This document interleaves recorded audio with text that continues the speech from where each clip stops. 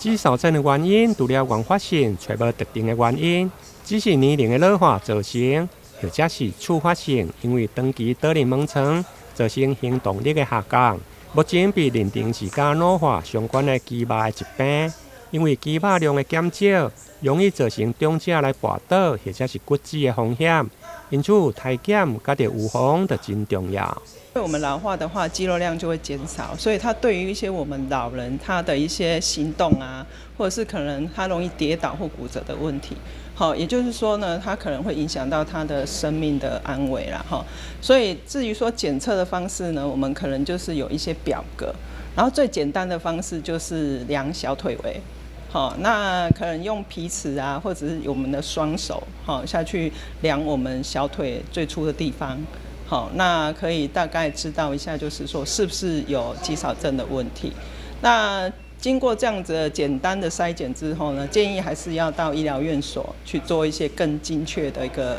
诊断。好，那至于预防的方式的话呢，建议就是平常，其实目前来说，在预防的部分，最好的方式就是营养均衡，再来就是要有运动的习惯。好，其实运动是可以促进我们肌肉的发展。然后呢，延缓肌少症的发生。根据统计，台湾65岁以上的长者，肌少症的盛行率，男性大约是23.6%，女性是18.6%，推估可能将近46万人。目前上简单的检测方式，会用量小腿围的长度，如果男性无到34公分，女性33公分以下，就要特别注意。